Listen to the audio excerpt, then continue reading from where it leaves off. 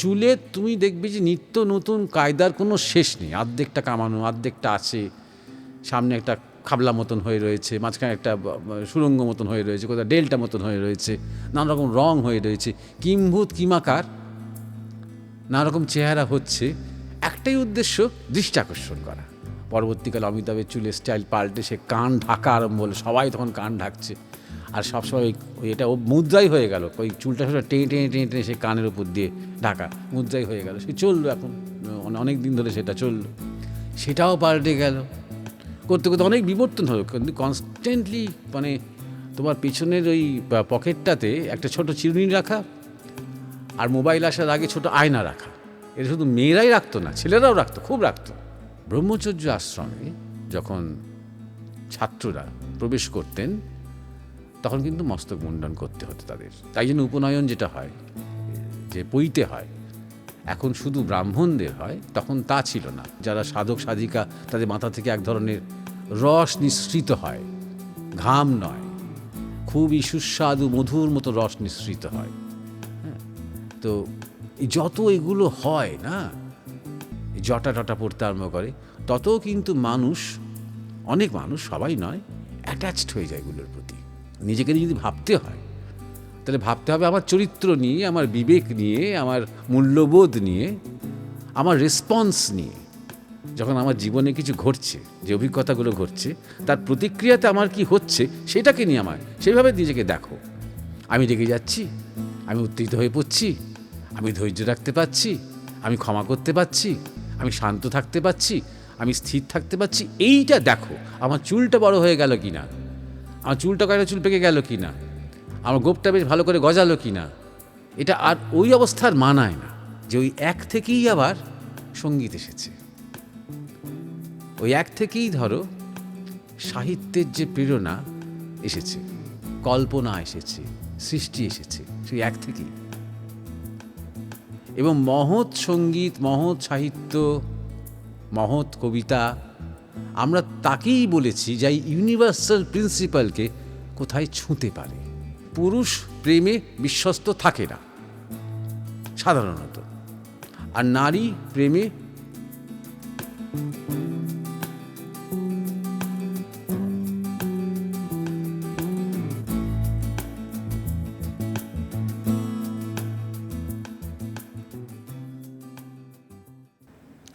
নমস্কার, মরমিয়া spiritual society YouTube চ্যানেলের পক্ষ থেকে আমাদের দর্শকদের, শ্রোতাদের, জিজ্ঞাসুদের, বন্ধুদের শুভেচ্ছা ও প্রীতি জানাই। আমাদের 194তম এপিসোড জীবনের কথা সিরিজের অনেক দিন বাদে আমরা এই ঘরোয়া জীবনের কথা এপিসোডে ফিরলাম। আসলে গত কয়েক মাসে আমাদের বেশ কিছু বাইরে যে আলোচনা সৎসঙ্গ হয়েছে, তার রেকর্ডিং, তার ভিডিও পোস্ট করা হয়েছে। তার আমরা সমস্ত জিজ্ঞাসা যেগুলো আমরা পাই সেগুলোকে আমরা সেভ করে রাখি। অনেকেই চ্যানেলের ভিডিওর নিচে কমেন্ট করেন যে কোথায় জিজ্ঞাসা করব। যেখানে ওই কমেন্টটা করেছেন সেখানেই জিজ্ঞাসা করবেন। এবং কমেন্ট আমরা ফলো করি। সবসময় প্রত্যেকটা কমেন্টের আলাদা করে ব্যক্তিগতভাবে উত্তর সেই মুহূর্তে দেওয়া যায় না, কিন্তু যেখানে যেখানে আমরা দেখি যে জিজ্ঞাসা আছে সেগুলোকে আমরা নোট করে রাখি আলাদা করে। আর আপনারা অবশ্যই জিজ্ঞাসা যেমন করবেন, দেখবেন যেন রিপিট না হয়ে যায়। অনেক সময় কিছু কিছু জিজ্ঞাসা আমরা বাদ দিই, কারণ ওই বিষয়গুলো নিয়ে বহুবার আলোচনা হয়েছে যেহেতু, তাই নিয়ে পুনরাবৃত্তি হয়ে যায়। তাই আমি আগেও যে অনুরোধ করেছি, আজও করছি, আমাদের ইউটিউব চ্যানেলে, আমাদের ওয়েবসাইটে গিয়ে সেখানে আমাদের সমস্ত ভিডিও আছে, একটু একটু করে শুনবেন আপনারা। আর 2 নম্বর কথা হলো যে অনেকে হয়তো আশা করেন যে আমরা আরও নিয়মিত এই জীবনের কথা অনুষ্ঠান সম্প্রচার করব। সেটা আমরা করতে চাই না। আমাদের মনে হয় যে শুধুমাত্র ক্রমাগত কথা বলে গেলেই যে বেশি জ্ঞান বিতরণ হয় তা নয়। সেই কথাগুলো শুনে সেগুলো আত্মস্থ করা, নিজেকে একটু সময় দেওয়া, এটা প্রয়োজন আছে বলে আমরা একটু সবসময় একটা বিরতি দিই, একটা গ্যাপ দিই। দেখবেন যে আমরা বেশ কিছুদিন অন্তর অন্তর নতুন নতুন ভিডিও আমরা ছাড়ি, কারণ আমরা চাই যে যারা শ্রোতা বা যারা দর্শক তারা শুনে সেগুলো নিয়ে একটু ভাবুন, দরকার হলে কোনো কোনো জায়গা একাধিকবার শুনুন, সেগুলো নিজেদের জীবনে, তাদের যোজনায়, তাদের ভাবনায় সেগুলো প্রয়োগ করতে আরম্ভ করুন। অনেকেই করছে, সেরকম ধরনের ফিডব্যাক আমি অনেকের কাছ থেকেই পাই। ভালো লাগে সেটা দেখে, এবং তখন মনের মধ্যে একটা প্রেরণাও পাই আমরা যে কিছু কাজ হচ্ছে কিছু কিছু মানুষের মধ্যে। কিন্তু অনেকের মধ্যে একটা স্ক্রোলিংয়ের স্বভাব এসে গেছে তো আমাদের। আমরা টপিক থেকে টপিক, আবার একটা বিষয় থেকে আরেকটা বিষয়, একজনের বক্তব্য থেকে আরেকজনের বক্তব্যে এতটাই আমরা গতিতে সরে সরে যাই যে আমাদের মনোনিবেশ থাকে না। একটা কথা যেটা শুনেছি সেটা নিয়ে ভাবা, সেটা নিয়ে নিজেকে দেখা, নিজেকে পর্যালোচনা করা, আত্মসমীক্ষা করা, এগুলোর সুযোগ থাকে না। এমনই একটা আমাদের অ্যাটেনশন ডেফিসিয়েন্সি এসে গেছে অতিরিক্ত সোশ্যাল মিডিয়াতে থাকার জন্য। তাই জন্য আমরা একটা বার্তাও দিতে চাই। ঘন ঘন অনেকেই আছে যারা নিয়মিত, যারা পডকাস্টার বা ইউটিউবার, তারা প্রায় ঘন্টায় ঘন্টায় তারা ভিডিও করেন, লাইভ করেন। আমরা এটা করতে চাই না। আমরা চাই যে বলাটাও যেমন দরকার, শোনাটাও তেমন দরকার, এবং তারপরে মনন করাটাও দরকার, অনুধ্যান করাটাও দরকার। এই সময়টুকু আমরা দিতে চাই। যাই হোক, তাহলে আজকে আমরা প্রথম জিজ্ঞাসা নিয়ে শুরু করি। প্রথম জিজ্ঞাসা করেছে অরণ্য মণ্ডল। আমার নাম অরণ্য মণ্ডল, উত্তর 24 পরগনা থেকে বলছি। আমি একটি বিষয় সম্বন্ধে জানতে চাই। আমরা ছোটোবেলা থেকেই দেখে আসছি আমাদের হিন্দু ধর্মের রীতি অনুযায়ী পরিবারের কেউ মারা গেলে ঠাকুরদাদা, ঠাকুরমা, বাবা, কাকা, জ্যাঠামশাই মারা গেলে মাথা মুন্ডন করতে হয়। আবার এটাও দেখেছি অনেকেই সন্ন্যাস শিক্ষা লিখেছ, সন্ন্যাস দীক্ষা হবে, সন্ন্যাস দীক্ষা নেওয়ার সময় মাথা মুন্ডন করেন। মারা গেলে বা সন্ন্যাস দীক্ষা নিলে কেন মাথা মুন্ডন করতে হয়, এই বিষয় সম্বন্ধে আলোচনা করলে খুব উপকৃত হতাম। সরাসরি এই প্রসঙ্গে ঢোকার আগে এক এক করে, যে কেউ মারা গেলে বা সন্ন্যাস ইত্যাদি ইত্যাদি, একটা গল্পের কথা মনে পড়ে গেল। এই গল্পটা বাইবেলের যে ওল্ড টেস্টামেন্ট তাতে আছে, এবং সম্ভবত আরব্য রজনীতেও আছে। এটা একটা সেমেটিক গল্প। সেই গল্পটা আমি বিশদে যাচ্ছি না। মূল কথা হলো সেখানে একজন চরিত্র আছে, তার নাম স্যামসন। আর স্যামসনকে যে ভালোবাসত তার নাম ডিলাইলা। স্যামসন এবং ডিলাইলা। এই স্যামসনের ছিল সাংঘাতিক দৈহিক শক্তি। 100 লোককে সে সামলাতে পারত বা মেরে ধরাশায়ী করতে পারত। একটা অতি মানবিক শক্তি তার মধ্যে ছিল, দৈহিক শক্তি। অনেকটা আমাদের ভীমের মতন, কিন্তু ভীমের সাথে একটা পার্থক্য আছে। একটু অন্য প্রসঙ্গ হলেও পার্থক্যটা বেশ তাৎপর্যপূর্ণ। ভীমের শক্তির উৎস ছিল গতি, আর স্যামসনের যতটুকু গল্পটা পড়ে বোঝা যায় যে তার শক্তির উৎস ছিল পেশি। ভীমের ছিল গতি, এবং আজকাল ধরা যাক যারা বক্সিং করে বা কারাটে করেন, কুংফু, ব্রুসলি টুসলি, যদি ভালো করে লক্ষ্য করো তাহলে দেখবে যে হাতের এবং পায়ের গতি গায়ের শক্তির থেকেও সেটা বেশি গুরুত্বপূর্ণ, এবং তার সাথে প্রাণ শক্তিকে সম্বরণ করতে পারা, প্রয়োজন মতন কুম্ভক করা, প্রয়োজন মতন রেচক করা, প্রয়োজন মতন নিজেকে একদম বায়ুশূন্য করে দেওয়া, মুহূর্তের মধ্যে করতে পারার একটা ক্ষমতা। তা ভীমের এইটা ছিল, এবং তাই জন্যে তাকে বলা হতো পবনপুত্র, কারণ প্রাণবিদ্যার সাথে বায়ুর একটা সম্পর্ক। তাই জন্যেই অভিমন্যু যখন চক্রব্যূহ ভেদ করে ভেতরে ঢুকে গেলেন, বাকিরা কেউ পারলেন না, যুধিষ্ঠিররা কেউ পারলেন না। ভীম কিন্তু চতুর্থ স্তর পর্যন্ত চলেই যেতে পেরেছিলেন, তার এই প্রাণবিদ্যা ছিল বলে, তারপরে যেতে পারেননি। তাই জন্য পবনপুত্র বলা হয়, হনুমানকেও পবনপুত্র বলা হয়। সম্পর্কে দুই ভাই, অর্থাৎ দুজনের মধ্যেই ওই বায়ু বিজ্ঞান বা প্রাণ বিজ্ঞান তত্ত্বটা সম্পূর্ণভাবে ছিল, সিদ্ধ ছিলেন তারা তাতে। তাই জন্যে ভীমের শক্তির উৎস হচ্ছে তার গতি।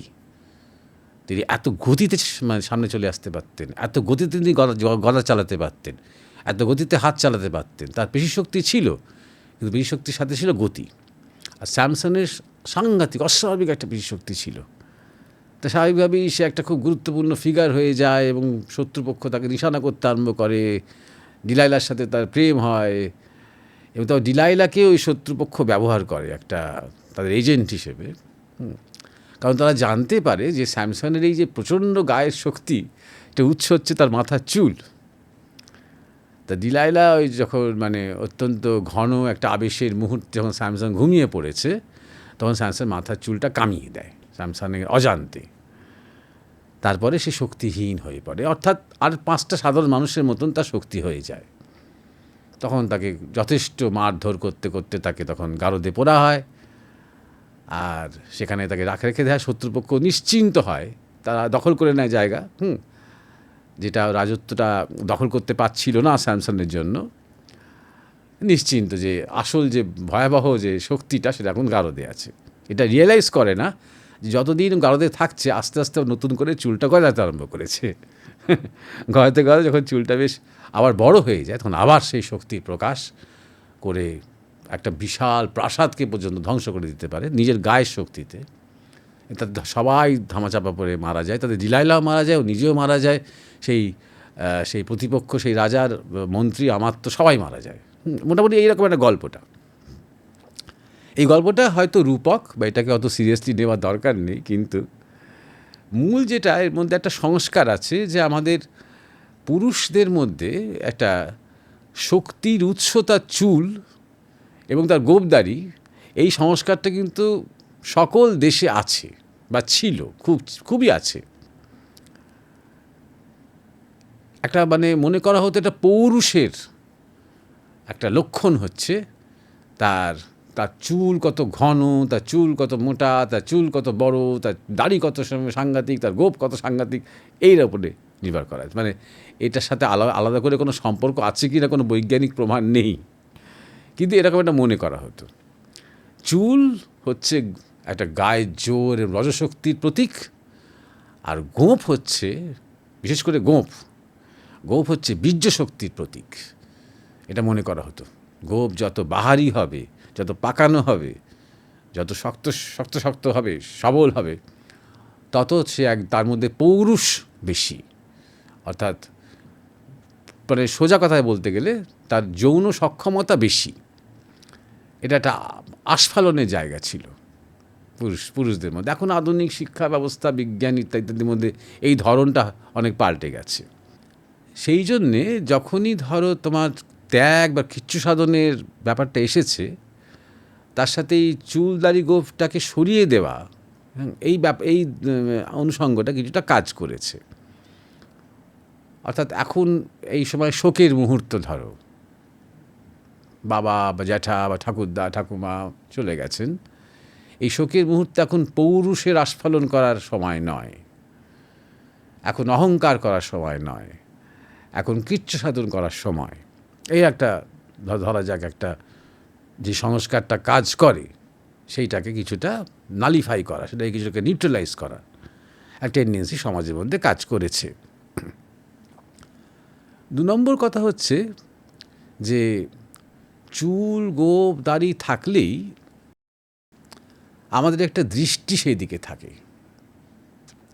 মেয়েদেরও যেমন তাদের চুল নিয়ে যথেষ্ট সচেতনতা থাকে, স্বাভাবিক, কারণ মেয়েরা শৃঙ্গার করতে ভালোবাসে, সাজতে ভালোবাসে, সেটাই একটা মেয়েদের একটা পরিচয়, ভালো লাগে। কেউ তাকালো কি না তাকালো মেয়েরা তাও সাজতে পছন্দ করে, নিজেকে মানে বেশ উজ্জ্বল এবং সুন্দরভাবে উপস্থাপিত করতে সে পছন্দ করে। পুরুষের মধ্যেও খুবই আছে এটা। আর বিশেষ করে চুল গোপ দাড়ির ওপরে বেশি আছে, কারণ সেইটা অনেকটা নিজের কন্ট্রোলে। তাই জন্যে মানে ধরো আমার হাতটা আমার খুব একটা পছন্দ নয়, কিন্তু হাতটাকে আমি কিছু করতে পারবো না, হাতটাকে আমি পাল্টাতে পারবো না, তাই না? বা আমার ধরো কাঁধটা আমার মনে হয় যে আমার আরেকটু চড়া হলে ভালো হতো ধরো, কিন্তু আমি কিছু করতে পারবো না। আমি নিজেকে ম্যাক্সিমাম কাঁধটাকে চড়া চড়া করে হাঁটতে পারি, কিন্তু তার বেশি কিছু করতে পারবো না। কিন্তু চুল নিয়ে আমি অনেক কিছু করতে পারি, বা গোঁপ নিয়ে আমি অনেক কিছু করতে পারি, দাড়ি নিয়ে অনেক কিছু করতে পারি, অনেক শেপ দিতে পারি, তাকে অনেক আকার দিতে পারি, অনেক রূপ দিতে পারি, অনেক কিছু করতে পারি। আমাদের যখন আমরা ছোটোবেলাতে দেখেছি যে যখন উত্তম কুমার তখন খুব বিখ্যাত অভিনেতা, তখন ওই সিনেমাতে তাঁর চুলের মতন চুলের স্টাইল। পরবর্তীকালে বিশ্বজিৎ আরেকজন অভিনেতা, এই এখনকার প্রসেনজিৎ চট্টোপাধ্যায়ের পিতা, তাঁর সেই চুলের একটা সামনে সবাই বলতো তখন সিঙারা চুল। তো সেই সিঙারা চুলের স্টাইল ছিল, সবাই করতো। যারা যারা তখনকার যারা ফ্যান, সিনেমার যারা ফ্যান, তারা সবাই, আমি পুরুষ মানুষের কথাই বেশি বলছি, মেয়েরা করতো মেয়েদের নায়িকাদের মতন। তো তার পরবর্তীকালে আরও তোমরাও জানো, অমিতাভ বচ্চন যখন এলেন তখন তার চুলের মতন চুলের স্টাইল, কি তার সময় সমসাময়িক রাজেশ খান্নার মতন পরবর্তীকালে অমিতাভের চুলের স্টাইল পাল্টে সে কান ঢাকা আরম্ভ হলো, সবাই তখন কান ঢাকছে। আর সবসময় ওই এটা ও মুদ্রাই হয়ে গেল, ওই চুলটা সবসময় টেনে টেনে টেনে টেনে সে কানের উপর দিয়ে ঢাকা, মুদ্রাই হয়ে গেল। সে চললো এখন অনেক দিন ধরে, সেটা চললো। সেটাও পাল্টে গেল, করতে করতে অনেক বিবর্তন হলো। কিন্তু কনস্ট্যান্টলি মানে তোমার পিছনের ওই পকেটটাতে একটা ছোট চিরুনি রাখা, আর মোবাইল আসার আগে ছোট আয়না রাখা, এটা শুধু মেয়েরাই রাখতো না, ছেলেরাও রাখতো, খুব রাখতো। এবং যখন তখন একটুখানি ওই আয়নাটা বার করে নিত, চুলটাকে একটু দেখে নিত, একটু ফিট আছে কিনা, সব কিছু আছে কিনা, হ্যাঁ, যথেষ্ট সে তাকে স্মার্ট লাগছে কিনা, হ্যান্ডসাম লাগছে কিনা, কিংবা এলোমেলো লাগছে কিনা, সেটা একটা কেয়ারলেস কেয়ারফ্রি বিউটির ব্যাপারও ছিল। চুলটা হয়তো বেশি পাট হয়ে গেছে, সেটুকু ইচ্ছে করে একটু আয়নার দিকে তাকিয়ে থেকে একটু এলোমেলো করে দিল, এলোমেলো লাগছে কিনা। শুধু সবটাই একটা স্টাইলিস্টিকের ব্যাপার আছে, অর্থাৎ নিজের দিকে দৃষ্টি আকর্ষণ বাহ্যিক রূপের আঙ্গিকে, এইটা ছিল খুব। তো স্বাভাবিকভাবে যখন কেউ শোক পালন করছে, তখন সেখান থেকে একটু সরে সে একটু অন্তর্মুখী হবে, কারণ সে শোক পালন করছে। সেই বিষয়টা স্বাভাবিকভাবেই কাজ করেছে, কারণ অন্য কিছু তো সে পাল্টাবে না, বা পাল্টানো যাবে না। তো তাই মস্তক মুন্ডন করা, দাড়িগোঁফ কামিয়ে ফেলা, অর্থাৎ এখন কিছুদিন তুমি এই চুল আর স্টাইল আর ফ্যাশন এর থেকে দূরে থাকো।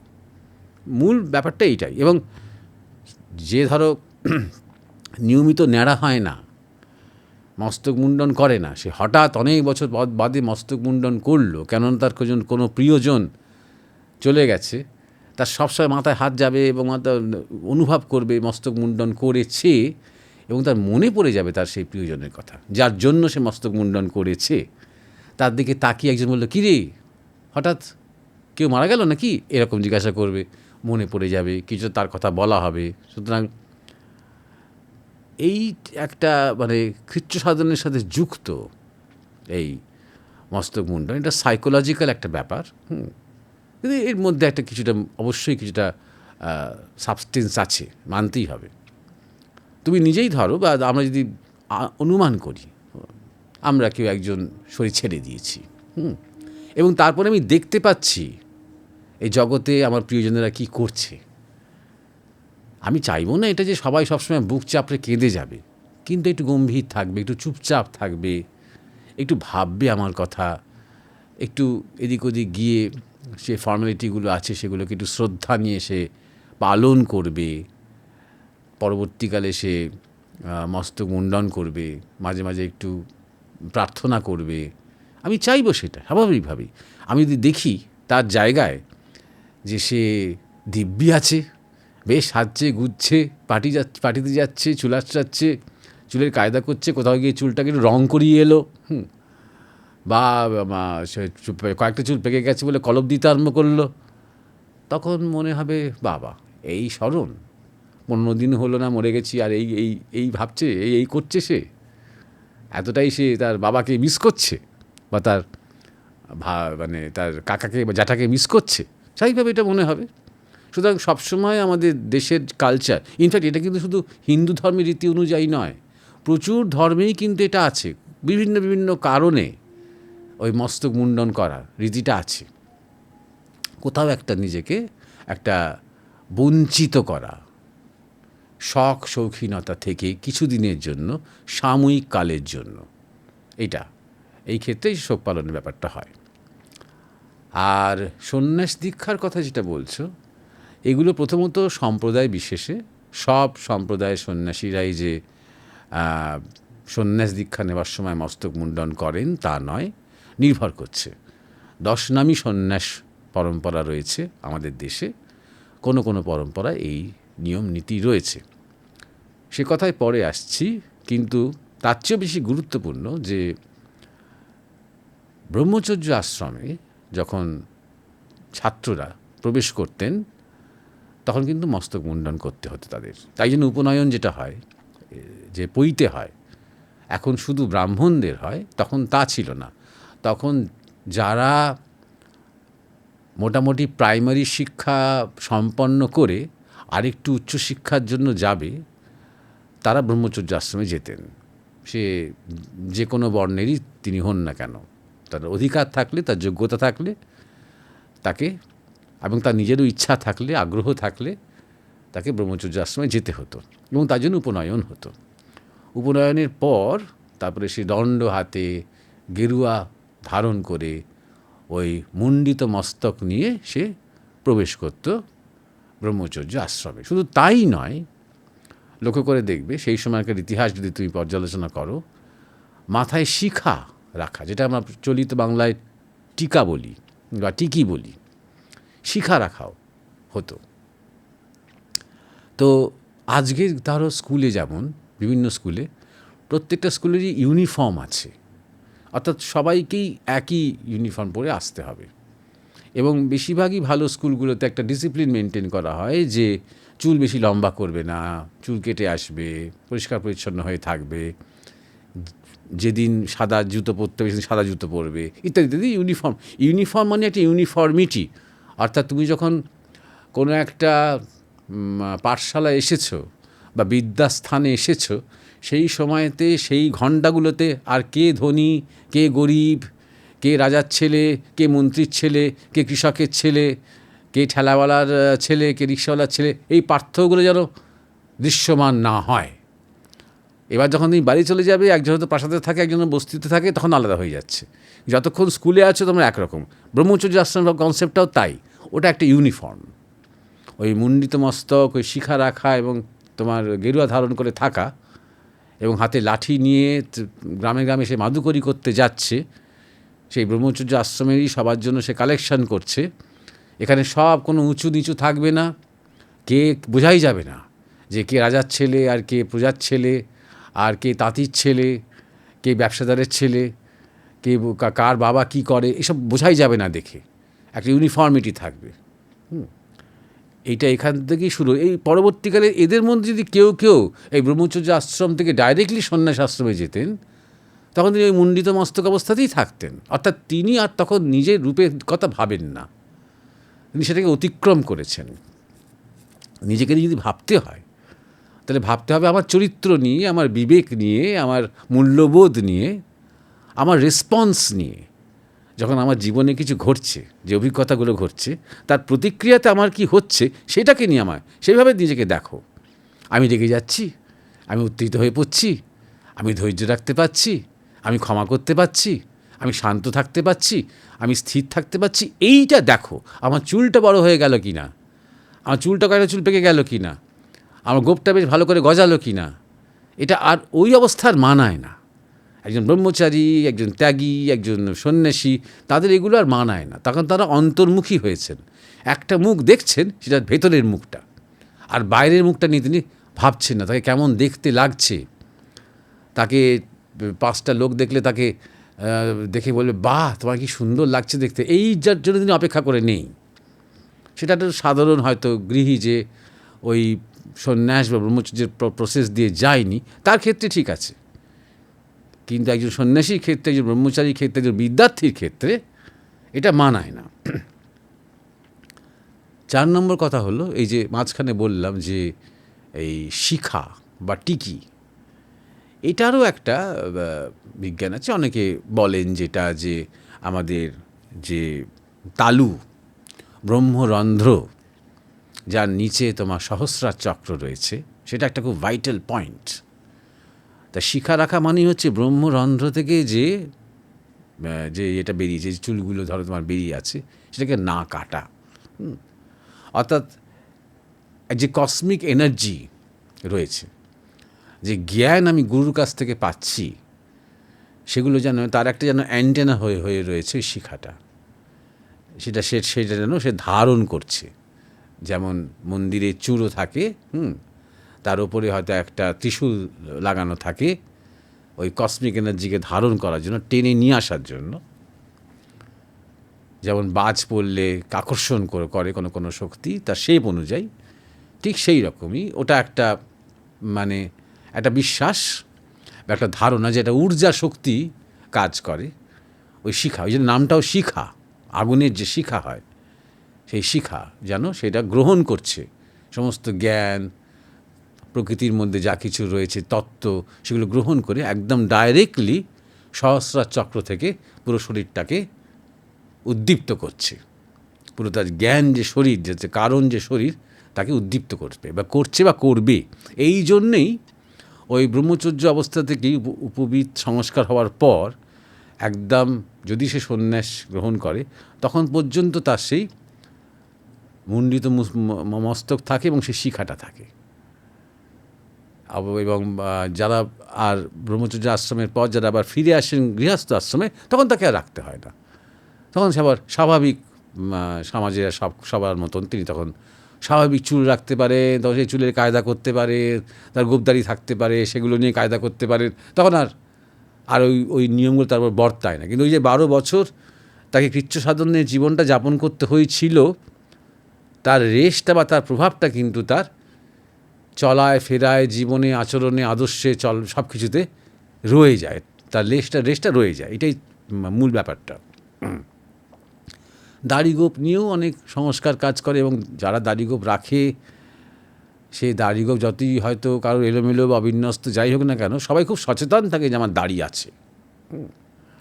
তো এবং অনেক সময় দেখা যাবে যে কোনো দাড়ি ফাড়িতে বা চুলে জটা পড়ে অনেক সাধু সন্ন্যাসীদের, অনেক যোগিনীদেরও, যেমন যোগীদের পরে যোগিনীদেরও জটা পড়ে। অনেকের সেই মাথার থেকে, যারা সাধক সাধিকা, তাদের মাথা থেকে এক ধরনের রস নিঃসৃত হয়, ঘাম নয়, খুবই সুস্বাদু মধুর মতো রস নিঃসৃত হয়। হ্যাঁ, তো যত এগুলো হয় না, জটা টটা পড়তে আরম্ভ করে, তত কিন্তু অনেক মানুষ, সবাই নয়, অ্যাটাচড হয়ে যায় এগুলোর প্রতি। কতগুলো জটা হলো সে গুনে দেখে। আবার জটা নিয়ে অনেক সংস্কারও আছে। জটা কাটতে নেই, কাটলে অনেক শিবের একটা কোপ পড়ে যায় তার উপরে, এরকম নানা রকমের অনেক বিশ্বাস টিশ্বাস রয়েছে। কটা জটা হলো, আমার দাড়িটা এখন কী অবস্থায় রয়েছে, দেখতে কেমন লাগছে, চুলটা কেমন লাগছে, যত এইগুলো থাকে তত আমাদের একটা আসক্তি কাজ করে এগুলোর প্রতি। আর বিশেষ করে এগুলো যেহেতু, আমি আবার বলছি, যেহেতু এটা আমার হাতের মধ্যে কিছুটা রয়েছে, চুলের ধরনটা কেমন হবে, চুলের কাটিংটা কেমন হবে, দাড়িটা কেমন হবে, কেমন থাকবে, আমি ফ্রেঞ্চ কাট করব না আমি একটু লম্বাটে করব, এগুলো যেহেতু হাতে আছে আমার, তাই জন্য এগুলোর উপরই পুরুষের অ্যাটাচমেন্ট থাকে। বিশেষ বিশেষ ক্ষেত্রে, সেটা শোক পালনই হোক, কিংবা ব্রহ্মচর্য হোক, কিংবা সন্ন্যাস হোক, কিংবা বৈষ্ণবদের ক্ষেত্রে হোক, এই অ্যাটাচমেন্ট থেকে নিজেকে সরাও, এই একটা মেসেজ থাকে। এখন যাদের পয়সা কড়ি আছে, তারা শরীরে অনেক কিছুই পাল্টে নিতে পারে। প্লাস্টিক সার্জারি করে ধরো নাক পাল্টে নিল, ঠোঁট পাল্টে নিল, কান পাল্টে নিল, হ্যাঁ, ফ্যাট কমিয়ে নিল, অনেক কিছু সে তারা করতে পারে, এখন অনেক বেশি ম্যানিপুলেট করতে পারে। কিন্তু চুলে তুমি দেখবে যে নিত্য নতুন কায়দার কোনো শেষ নেই। অর্ধেকটা কামানো, অর্ধেকটা আছে, সামনে একটা খাবলা মতন হয়ে রয়েছে, মাঝখানে একটা সুরঙ্গ মতন হয়ে রয়েছে, কোথাও ডেল্টা মতন হয়ে রয়েছে, নানা রকম রং হয়ে রয়েছে, কিম্ভূত কিমাকার, নানা রকম চেহারা হচ্ছে। একটাই উদ্দেশ্য, দৃষ্টি আকর্ষণ করা। মানে কতটা সোবার দেখতে লাগছে বা ডিসেন্ট দেখতে লাগছে কি ভদ্র লাগছে, এগুলোই উদ্দেশ্য নয়, দৃষ্টিটা আকর্ষণ করা। লোকজন যদি মজা পেয়েও তাকায় তাহলে মানে তাকাক আমার দিকে। একটা সন্ন্যাসী স্বভাবে ঠিক উল্টো, মানে আমার দিকে যেন কাউকে তাকাতে হবে না, আমি নিজেকে যেন সবসময় অবলোকন করতে পারি। আর যদিও কখনো তাকায় যেন ঈশ্বরীয় কিছু পাবে এই আশা নিয়ে যেন তাকায় আমার দিকে, কোনো জাগতিক কিছু আশায় যেন আমার দিকে না তাকায়, এই মনটা তাদের মধ্যে কাজ করে। অতএব তো ধরো পুরো ব্যাপারটার মধ্যে যেটা রয়েছে, এই শ্রদ্ধা দিয়ে স্মরণ করাই বলো, শোক জ্ঞাপন, অথবা সাধন জীবনী বলো, মূল ব্যাপারটা হচ্ছে ত্যাগ। এবার আস্তে আস্তে আস্তে আস্তে তো অনেক কিছু ত্যাগ করতে হয়, মানে মন থেকে মোহ, সে শেষ পর্যন্ত অহংকার, অনেক কিছু ত্যাগ করতে হয়। কিন্তু বাহ্যিকে যেটুকু আমাদের হাতের মধ্যে রয়েছে সেটা থেকে এই চুল দাড়ি ত্যাগ করা, এগুলো যে একটা বিশেষ ব্যাপার, ওইখান থেকে সে ত্যাগের একটা প্রসেস সে শেখেও। আমরা এতটাই আমাদের চুলের সাথে মানে অ্যাটাচ থাকি, অনেকেই বেশ কষ্ট পায় মস্তক মুন্ডন করার সময়, কারণ এটা একবার মস্তক মুন্ডন করলো আবার এক পাশ পরে গজিয়ে গেল সেরকম নয়, কিন্তু আর কোনো দিনই কিন্তু সে মাথায় চুল রাখতে পারবে না। তার একটা মানে অনেকটাই তার একটা নিজের সম্বন্ধে যে একটা ছবি, একটা বড় রকমের পরিবর্তন হলো তার। একজন সাধু বা সন্ন্যাসী ত্যাগী মানুষ খুব বেশি সারাক্ষণ আয়নাতে নিজের মুখও দেখে না। আয়নায় মুখ দেখার মানে হচ্ছে তো আরেকজন আমাকে দেখে তার কেমন লাগবে, এই ভাবনাটা একটা সাধু সেগুলো ত্যাগ করতে হয়। মানে আমার বাহ্যিকে আমাকে দেখে কেমন লাগবে, এই ভাবনাটাকে ত্যাগ করতে হয়। সবটার মধ্যে ত্যাগের শিক্ষা। শোকের মধ্যেও সবসময় মনে রাখা যে যিনি চলে গেছেন তিনি যেন শান্তিতে থাকেন, আমি তার জন্য আমি একটু কষ্ট করছি, তিনি তো আমার জন্য অনেক কষ্ট করেছেন, কিন্তু জীবনে অনেকগুলো বছর তো তিনি আমার ভালোর জন্য, আমার সুখের জন্য, আমার সুবিধের জন্য অনেক কিছু করেছেন, কৃতজ্ঞতা স্বরূপ, অ্যাজ আ থ্যাংক ইউ আমি এইটুকু করছি, এইটুকু আমি পালন করছি, এরকম একটা মন নিয়ে হয়। তো এই পুরো ব্যাপারটার মধ্যে একটা মূলত একটা ত্যাগের একটা ছোট শিক্ষা রয়েছে, এবং তার সাথে এক ধরনের পবিত্রতার চেহারাও রয়েছে। যখন আমরা ধরো দেখি ব্রহ্মচর্য আশ্রমে অনেকগুলো 20টা কি 25টা ব্রহ্মচারী ছেলে, তারা সবাই মণ্ডিত মস্তক, তারা সবাই গেরুয়া ধারণ করে আছে, তারা সবাই সোজা হয়ে বসে গুরুর কোনো জ্ঞান তারা শিখছে, জানছে, উচ্চারণ করছে, আবৃত্তি করছে। এই ছবিটার মধ্যে একটা স্নিগ্ধ, একটা উত্তরোন্মুখী, একটা খুব শান্ত, একটা নিবিড়, একটা সভ্যতার একটা গন্ধ রয়েছে, যেন মনে হয় ওইখান থেকেই ভারতের সভ্যতা এবং কৃষ্টির গতি শুরু হয়েছে, গতি ত্বরান্বিত হয়েছে। সেই ভাবটাও কাজ করে যখন ব্রহ্মচারীরা একটা ব্রহ্মচর্য পালন করতে করতে ওই রকম ধরনের একটা পরিবেশের মধ্যে যখন তারা থাকেন। এই সব কারণে যখন সন্ন্যাস দীক্ষা দেওয়া হয় তখন আবার বলছি সব সম্প্রদায়ের মধ্যে নয়, কোনো কোনো সম্প্রদায়ের মধ্যে এই মস্তক মুণ্ডিত করার শিক্ষাটা দেওয়া হয়। তারপরে পরবর্তীকালে যখন সবার যদি কখনো তাকে গুরু অ্যালাউ করেন যে আর তোকে মস্তক মুন্ডন করতে হবে না, তুই চুলদাড়ি রাখতে পারিস, ততদিনে চুলদাড়ি থাকলেও তার অ্যাটাচমেন্টটা চলে যায়। ততদিন সে এমনই একটা প্রক্রিয়ার মধ্যে দিয়ে গেছে, আর আমার চুলটা কেমন লাগছে, আর আমার দাড়িটা যথেষ্ট বড় হচ্ছে কি না, আর আমার বেশি দাড়ি পেকে গেছে কি না, এই সব নিয়ে তার আর কোনো মাথা ব্যথা থাকে না। যেমন হচ্ছে হোক, ঈশ্বরের ইচ্ছায় যা আছে তা আছে, যা নেই তা নেই, শরীরটা প্রধান নয়, গৌণ। এই শিক্ষাটা সে প্র্যাকটিক্যালি পেতে আরম্ভ করে। যাই হোক, আশা করি তোমার জিজ্ঞাসার একটা মীমাংসা পেলে। এইবারে আমরা দ্বিতীয় জিজ্ঞাসায় যাব। এই জিজ্ঞাসা করেছে আনন্দময় মুখোপাধ্যায়। মহারাজ, লক্ষ্য করেছি ভারতীয় শাস্ত্রীয় সঙ্গীতের কিছু কিছু গান শোনা শেষ হলে মনে হয় যেন সেই গানের মূর্ছনা চরাচরে ব্যাপ্ত হয়ে আছে, তাতে করে চারপাশে যেন এক পজিটিভ শক্তি চারিদিকে ছড়িয়ে আছে। কোনো কোনো কবিতা আবৃত্তি শুনলে মনে হয় যেন ভেতরে এক শক্তি জেগে উঠছে। তেমনি কোনো কোনো ভালো বই পড়তে গিয়ে যেন চোখে জল আসে। এরকম কেন মনে হয়? দেখো আনন্দময় মুখোপাধ্যায়, ইউনিভার্সাল প্রিন্সিপাল আছে। আমরা সবাই জানি বা আমরা হয়তো সবাই বুঝি যে আমরা সবই এক থেকে এসেছি। আবার যখন আমরা এই বহু অবস্থায় রয়েছি, সেই বহু অবস্থা থেকে যখন আমরা আস্তে আস্তে আস্তে আস্তে একের দিকে যাওয়ার চেষ্টা করছি, তখন বৈচিত্র্য কমতে আরম্ভ করে। এই যে বৈচিত্র্য বা যে ডাইভার্সিটি আমরা দেখি বা যে এক্সপিরিয়েন্স করি, সেটা আস্তে আস্তে আস্তে আস্তে কমতে আরম্ভ করে, কারণ আমরা একের দিকে যাচ্ছি, বহুত থেকে আস্তে আস্তে একের দিকে যাচ্ছি। আর তখন অনেকগুলো তোমার মিল আমরা একে অপরের সাথে দেখতে পাই, যেগুলি ইউনিভার্সাল মিল।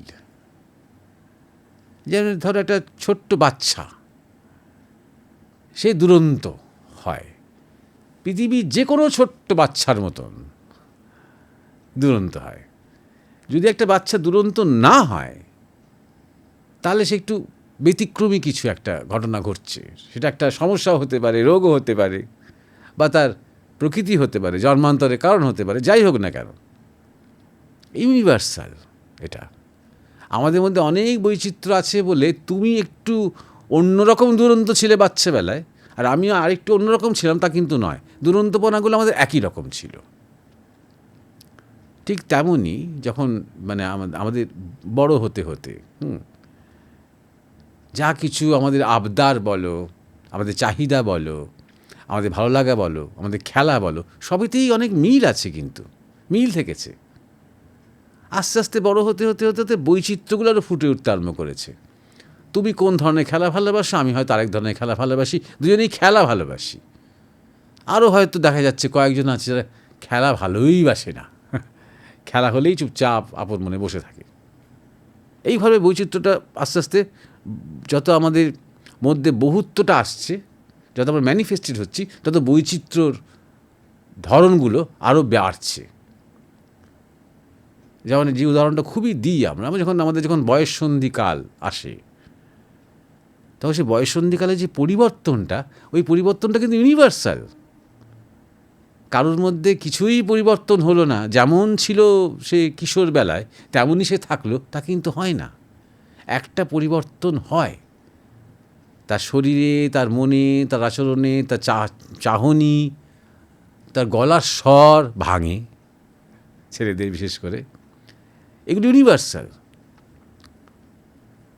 তো আরও উদাহরণ দিতে গেলে আরও অনেক উদাহরণ চলবে, যেগুলো আমাদের মধ্যে কমন ফ্যাক্টর।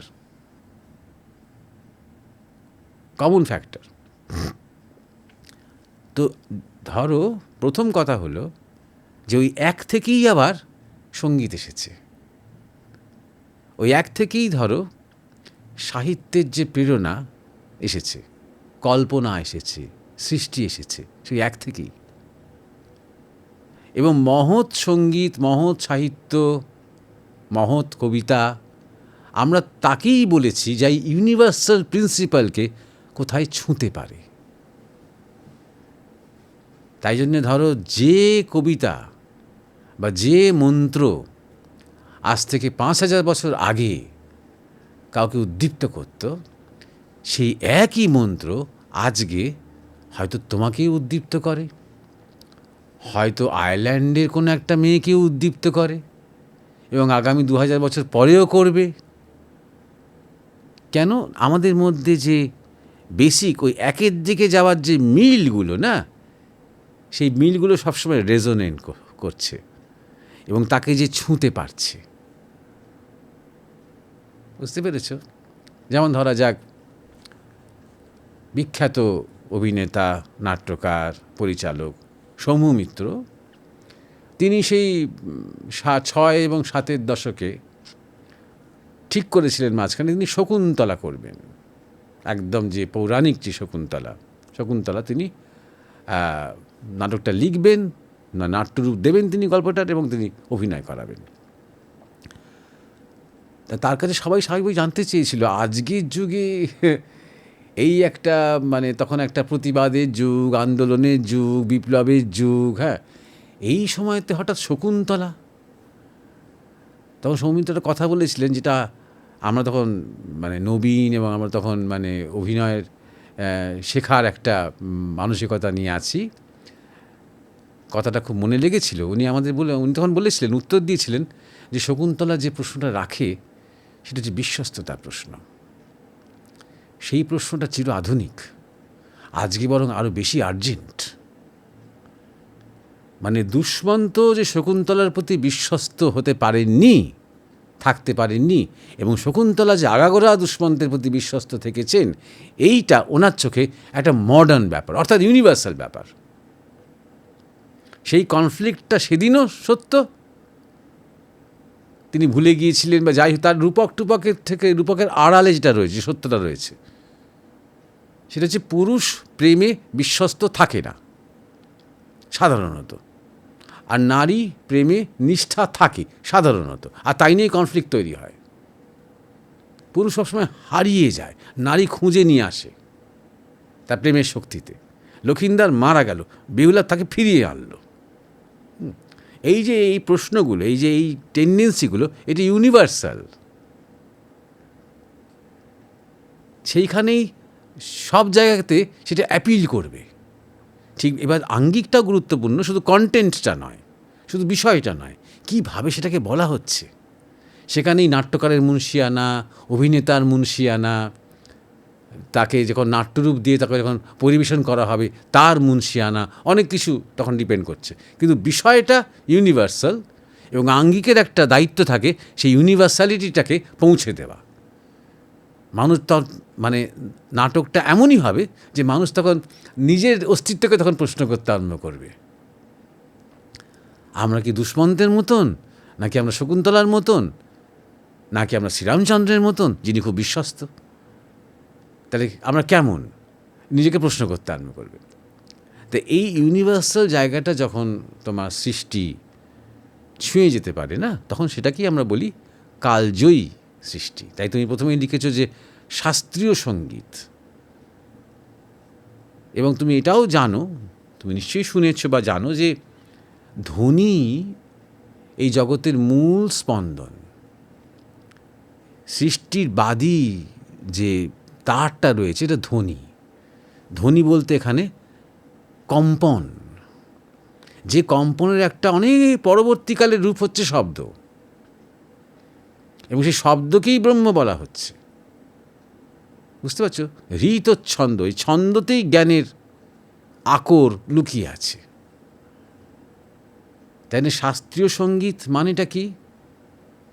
যে সঙ্গীতের মধ্যে দিয়ে আমরা কোনো একটা উচ্চতর সত্যকে খুঁজছি, সুর ধরার চেষ্টা করছি যাতে করে অধরাকে আমরা ছুঁতে পারি, শব্দকে আমরা বলার চেষ্টা করছি যাতে যেখানে শব্দ নেই সেখানে যাতে আমরা পৌঁছতে পারি যতটা সম্ভব।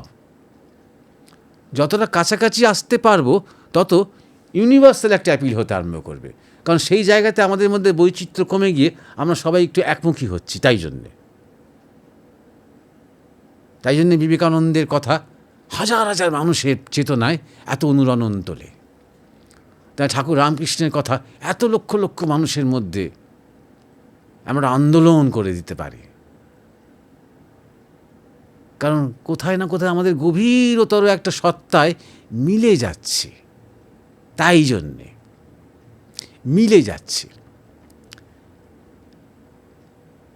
পার্থক্যটা কি বলো ঠাকুরের সাথে আর আমাদের? পার্থক্যটা হচ্ছে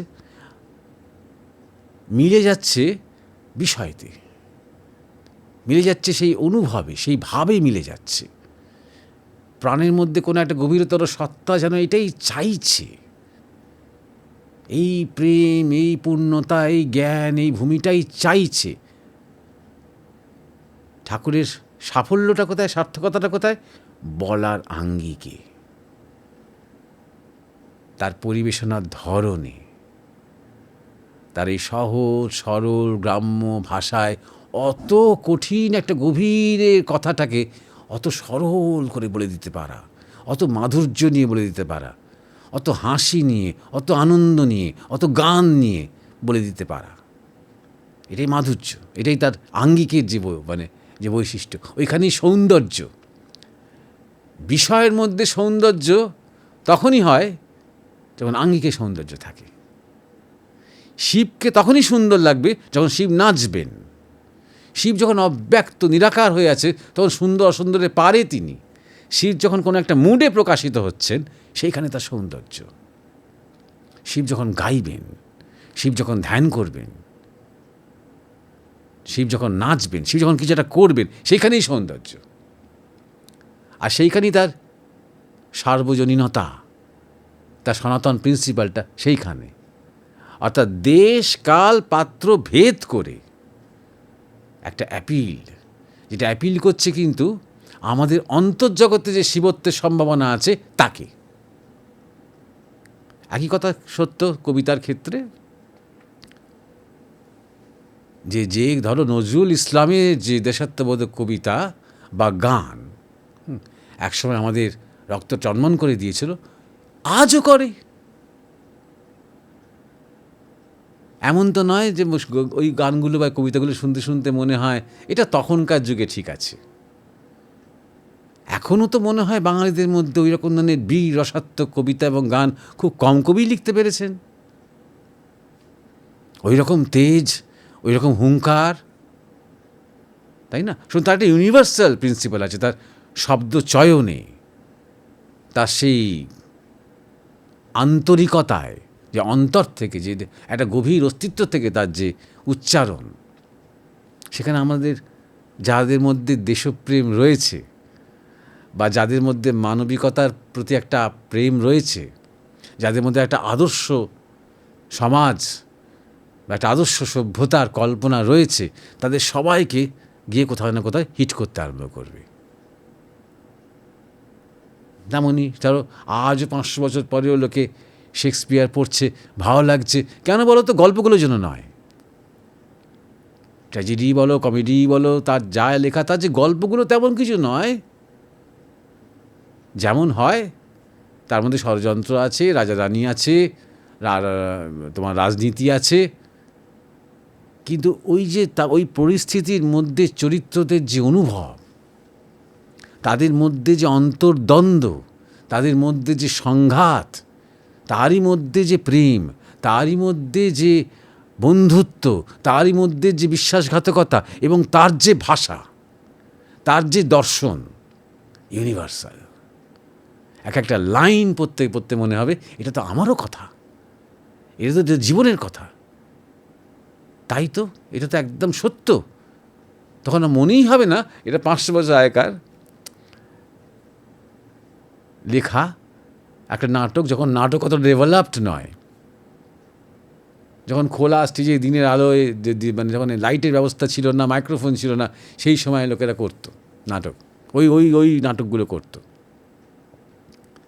এই ইউনিভার্সালিটি জায়গাটা আমি বলছি।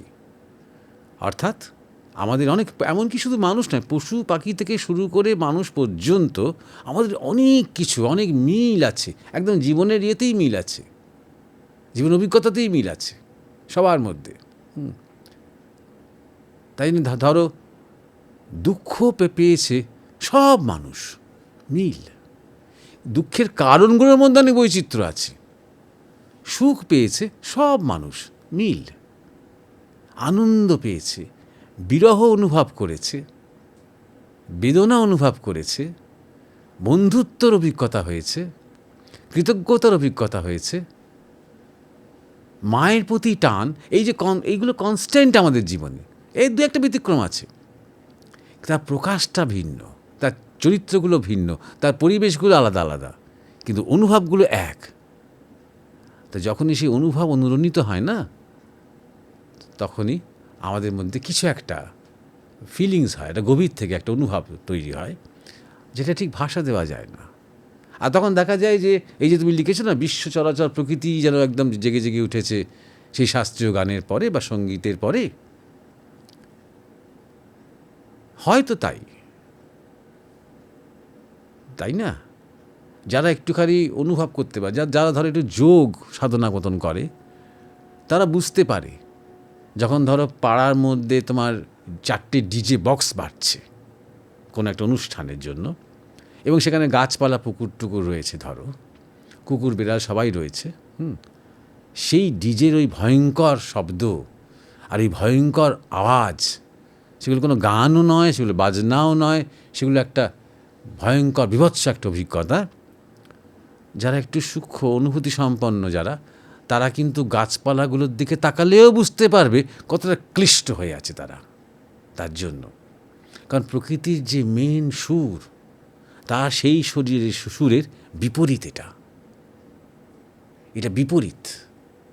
তোমার শরীরের মধ্যেও তুমি যদি তখন যদি খোঁজ করো শান্ত মনে যে কোথায় এফেক্ট হচ্ছে ওই সাউন্ডের, তুমি বুঝতে পারবে তোমাকে নিচের দিকে নামানোর চেষ্টা করছে এই সাউন্ডটা।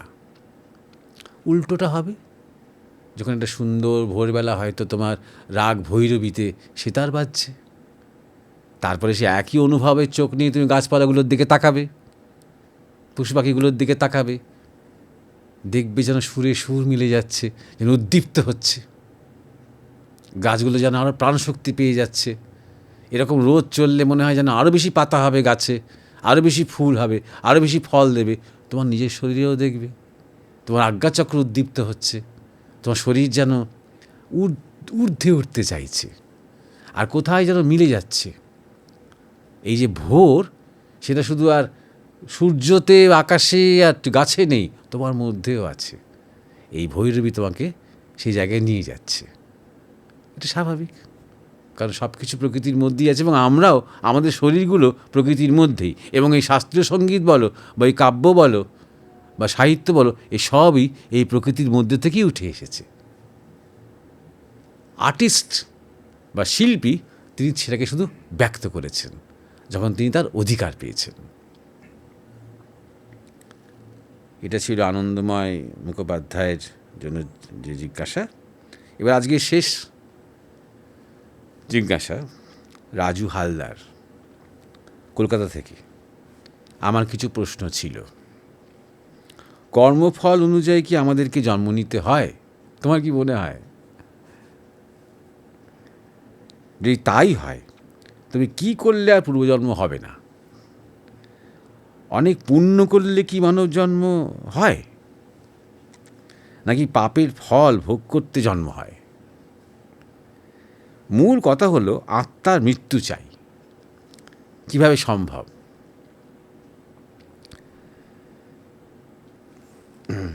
মূল কথা হলো আত্মার মৃত্যু হয় না।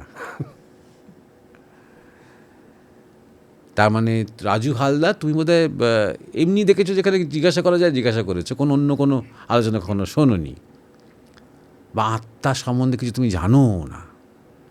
তাই না? এত বড় বড় বড় বড় চিন্তা ভাবনা করার আগে যে পূর্বজন্ম কি, মানে পুনর্জন্ম কী করে আটকানো যায়, তুমি আরেকটু বেসিক জায়গাতে একটু নেমে এসো। একটু ঠাকুর রামকৃষ্ণ কথামৃত পড়ো। যদিও ঠাকুর রামকৃষ্ণ বেসিক নন, কিন্তু অনেকেরই হাতে খড়ি হয়েছে আধ্যাত্মিকতার ইয়েতে ঠাকুর রামকৃষ্ণের হাত ধরে।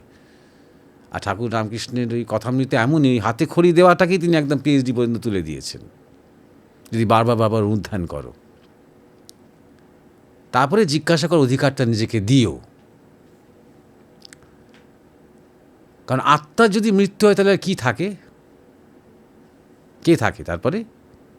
তাই না? তখন জ্ঞানও কি আর থাকে? প্রেমও কি আর থাকে? কিছু কি থাকে? সে আত্মার কোনো মৃত্যু হয় না। আর আত্মার জন্ম মৃত্যু নিয়ে তোমাকে এখন ভাবতেও হবে না। তোমার প্রবলেমটা হচ্ছে তোমার যাতে আর নতুন করে জন্ম না হয়। তার মানে হচ্ছে তুমি এই জন্মে খুব, মানে তোমার মধ্যে খুব বিরক্তি কাজ করছে, তাই না? রাগ টাগ করে বলছে, দূর আর যেন জন্ম টন্ম না হয়। কী করা যায় জিজ্ঞাসা করে দেখি একবার, কী করলে, কোন অঙ্কটা মিললে? আচ্ছা, খারাপ কর্ম যদি বন্ধ করি, তাহলে আচ্ছা তাহলে ভালো ভালো কর্ম, পুণ্য কর্ম করলে তাহলে কি আর জন্ম হয়? যদি আমি তাহলে পুণ্য কর্মই করে যাবো এখন থেকে শেষ পর্যন্ত, তার জন্ম হবে না? হয়? সেটা কি হয়? এটা অঙ্ক, তুমি একটা অঙ্কটা মিলিয়ে নিয়ে এবার সে অনুযায়ী চলে তার জন্ম না হয়। তুমি লোককে বলতেও পারবে আমি একটা প্রসেসের মধ্যে আছি, আমার আর জন্ম হবে না, চিন্তা করিস না, আত্মসঙ্গে দেখা হবে না, তুই জন্মা 1000 বার, আমার সাথে আর দেখা হবে না, এই বলতেও পারবে তুমি লোককে, তাই না? এরকমভাবে আমি এই জন্যই বলছি যে তোমার কনসেপশন এখনো খুব কাঁচা, খুবই কাঁচা। দেখো, উপনিষদ বলছেন বাসনা মুক্তি, যে মুক্তি আমরা সাধারণত জন্মান্তর না হওয়াকে বলি মুক্তি। সাধারণত বেশিরভাগ মানুষ সেটাই বোঝে যে আর জন্মাতে হবে না, জন্ম মৃত্যুর এই চক্র থেকে আমার শেষ পর্যন্ত অবসান হলো, মুক্ত হয়ে গেলাম, এটাকে মানুষ মুক্তি বলে। কিন্তু আরেকটু যদি প্র্যাকটিক্যালি দেখি, তাহলে মুক্তিটা এই মুহূর্তে সম্ভব, এই মুহূর্তে সম্ভব। যদি এই মুহূর্তে আমার সমস্ত বাসনা যদি আমি ছাড়তে পারি,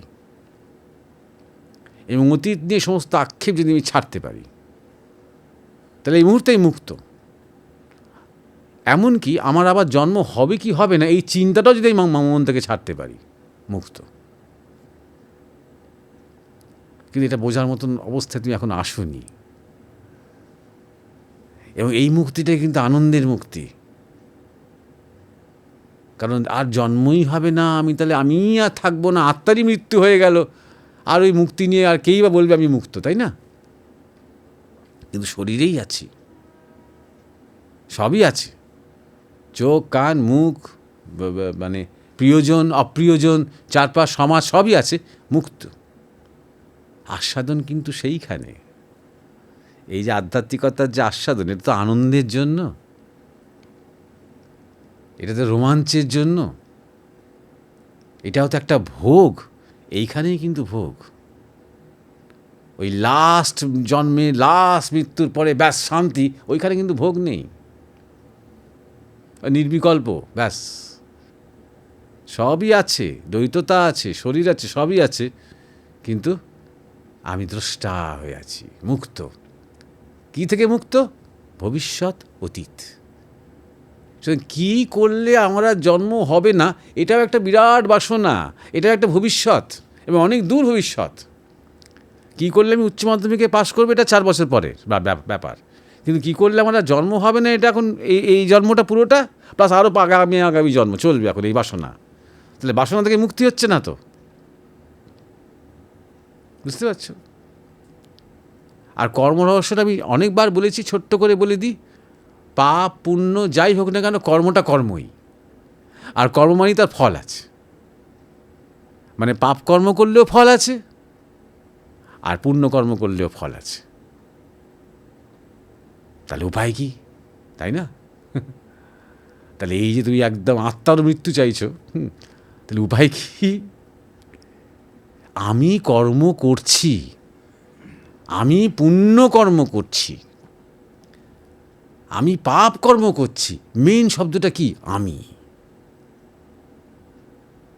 এই আমিটা যখন আর থাকবে না, তখন আর কর্মের বিশেষণও থাকবে না, অ্যাডজেক্টিভ থাকবে না, পাপ পুণ্য বলে কিছু থাকবে না, ওগুলো সংস্কার। কর্ম থাকবে, কর্মের কর্তা থাকবে না, ওটাই মুক্তি। না, যতক্ষণ জীবন আছে ততক্ষণ কর্ম আছে। যখন মৃত্যুর জন্য মানুষ ছটফট করছে, মৃত্যুর এই আসন্ন বলে, তখনও সে কর্ম করে যাচ্ছে, তখন সে শ্বাস নেওয়ার চেষ্টা করছে, শ্বাস ছাড়ার চেষ্টা করছে, স্ট্রাগল করছে, কাউকে বলার চেষ্টা করছে একটু জল দে আমাকে, হ্যাঁ, তখন কর্ম চলছে। কিন্তু শুধু সব সময়ই আমরা কর্মের মধ্যে আছি। এমন একটা মুহূর্ত সম্ভব নয় যখন কেউ কর্মহীন। তুমি ধরো এই আলোচনাটা শুনছো এখন, এই শোনাটাও একটা কর্ম, কর্মহীন কেউ নয়। যখন কর্তা বুদ্ধি নিয়ে কর্ম করছো, তখন সেই কর্মের প্রারব্ধ হয়, পাপ পুণ্য যাই হোক না কেন। তুমি দুম করে রাস্তায় নেমে গেলে, এক থালা ভাত নিয়ে একটা রাস্তায় বসে থাকা একটা ভিখারিকে দিলে, আর মনে মনে খুব পিঠ চাপড়ালে নিজের যে আজকে আমি একটা ভালো কর্ম করলাম, একটা পুণ্য কর্ম করলাম, প্রারব্ধ হবে, ভালো প্রারব্ধ হবে। অর্থাৎ তোমারও দুর্দিনে কেউ তোমাকে অযাচিত এসে হয়তো সাহায্য করবে, কিন্তু প্রারব্ধটা হবে, ওটা না মেটা পর্যন্ত তোমার মুক্তি নেই। কিন্তু তাহলে আসল মুক্তিটা কোথায়? আমি থেকে মুক্তি। আমির সাথে রিলেটেড বাসনা, আমির সাথে রিলেটেড অতীত নিয়ে আক্ষেপ, আফসোস। ধরো একটু আগে আমি নিজে ঠাকুর রামকৃষ্ণের কথা বললাম। এই ঠাকুর রামকৃষ্ণ কি বলেছেন, কি করেছেন, আমরা এখনও সেই মাতৃদুগ্ধের মতন পান করে যাই। এবার আমি নিজেই নিজের সাথে আর্গুমেন্ট করব, তার মানে কি আমি অতীত নিয়ে পড়ে আছি? এটাও কি একটা বন্ধন? না, কারণ কোনো আফসোস নেই, বরং কৃতজ্ঞতা আছে। মানে অনেকের মধ্যে আমি কেন ঠাকুরের সময় ছিলাম না এরকম আফসোস থাকে, আমার সেরকম আফসোসও নেই। প্রতিনিয়ত যে অতীত থেকে আমি শিখছি, ভগবদ গীতা থেকেও শিখছি, রামায়ণ থেকেও শিখছি, মহাভারত থেকেও শিখছি, অর্থাৎ ৫,০০০ বছর আগে যা হয়ে গেছে তার থেকে শিখছি।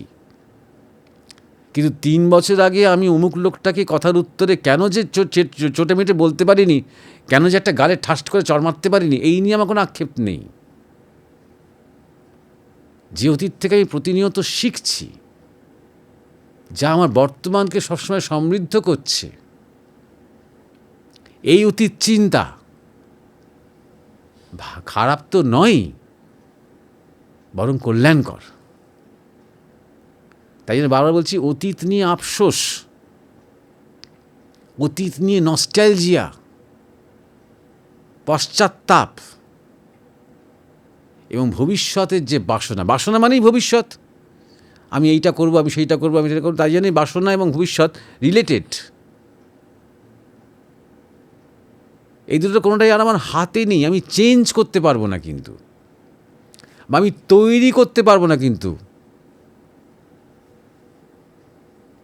আগামী দিনে দুম করে ধরো লকডাউন শুরু হয়ে গেল, আর তুমি কাজে যেতেই পারলে না, বা তুমি ট্রেনে উঠতেই পারলে না, তোমার হাতে নেই কিন্তু, কোনো কিছু তোমার হাতে নেই।